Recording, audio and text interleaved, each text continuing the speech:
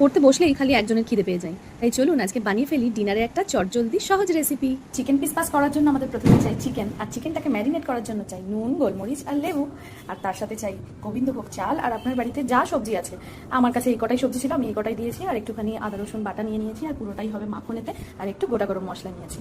জ্বালা কম নেই। প্রথমেই হচ্ছে আমরা দিয়ে দেবো লেবুর রস। আচ্ছা মাম্মা কতক্ষণ লাগবে? একটু জ্বালা কম তো। আর দিয়ে দেবো নুন। আচ্ছা আর দিয়ে দেবো হচ্ছে গোলমরিচ। ঠিক আছে, তারপর দেখি তুমি কি স্পেশাল বানাও। স্টপ ঢপ। ও ম্যারিনেট করছো, ঠিক আছে। মাম্মা কি দিচ্ছ? ও বাটার, আচ্ছা এবার নাড়ো। স্টপ কর।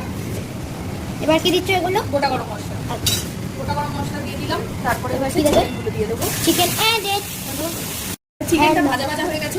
এটা কি করছে? এটা কি করছে? একটু তুই ঘুরিয়ে দিচ্ছিস। আদা রসুন আর একটুখানি লঙ্কা বাটা দিয়ে দিলাম। লঙ্কা বাটা দেওয়ার পরে একটুখানি নাড়বো, এই সবজিগুলো দিয়ে দেবো। ঠিক আছে, যা যা সবজি আপনাদের বাড়িতে থাকবে সমস্ত সবজি একদম। কি কি সবজি পড়লো একটু প্লিজ বলে দাও। আমি আগে দেখিয়ে দিয়েছি। এবার হচ্ছে সবজিগুলো যেগুলো দিলাম একটু সতে করে নেবো। সবজিগুলো মোটামুটি অনেকটাই সতে হয়ে গেছে, খানিকটা সেদ্ধ হয়ে গেছে। এবার আগে থেকে যে চালটা ভিজিয়ে রেখেছিলাম, ধুয়ে রেখেছিলাম, সেটা দিয়ে দিলাম। আচ্ছা এবার চালটাও যখন ভাজা ভাজা হয়ে গেছে তখন হচ্ছে যে পরিমাণ মতো মোটামুটি যতটা চাল নেবো তার ডবল জল নেবো। এবার ওপর থেকে একটা কাঁচা লঙ্কা ফেলে দেবো, এটা নিজের মতন করে ফুটবে। আর একটা চাপা দিয়ে দেবো। এবার ঢাকনা খুললেই পেয়ে যাবেন গরমা গরম পিস পাস।